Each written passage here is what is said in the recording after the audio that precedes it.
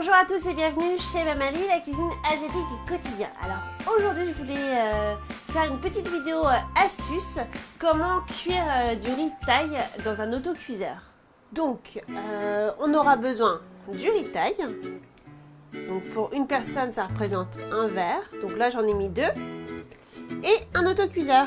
Donc la première étape consiste à laver le riz. Donc je mets le riz dans le bol de l'autocuiseur. On va verser de l'eau froide dans le bol avec le riz, comme ceci. Et ensuite, avec la main, on va venir laver le riz pour enlever la poussière et les petites saletés. On peut le faire à une main ou à 2 mains, c'est comme vous voulez. Ensuite, on verse l'eau.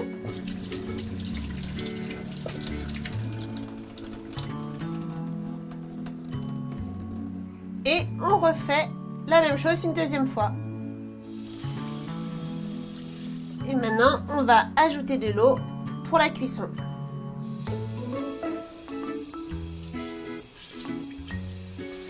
Pour savoir quelle est la quantité d'eau qu'il faut mettre dans le bol, c'est très simple. Il faut que le niveau d'eau soit au-dessus du niveau de riz environ d'1 centimètre. Si vous n'avez pas le compas dans l'œil, alors vous pouvez mesurer le niveau d'eau avec votre doigt et il faut que ça atteigne moins d'une phalange. Ce qui est aussi important, c'est que le niveau de riz soit égal partout. Donc par exemple, si vous voyez que le niveau de riz ici est plus haut que de ce côté-ci, n'hésitez pas à étaler le riz afin que le niveau soit égal partout. Dernière étape avant de passer à la cuisson, si vous voyez qu'il y a de l'eau, il faut venir sécher avec un torchon, sinon vous risquez d'abîmer l'appareil. Si vous aimez le riz très parfumé, vous pouvez aussi rajouter des petites lamelles de gingembre que j'ai coupées très finement, comme ceci, et vous le mettez dans l'autocuiseur avec le riz. Et n'oubliez pas d'appuyer sur le bouton pour actionner le mode cuisson, sinon il va se mettre en maintien au chaud et donc du coup le riz ne cuit pas.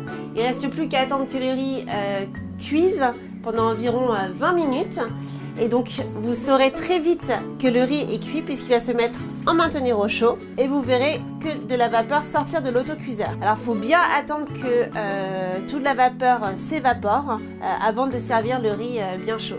Vous savez maintenant comment on fait cuire du riz avec l'autocuiseur, donc vous avez vu c'est hyper simple, c'est vraiment 2 minutes de préparation top chrono.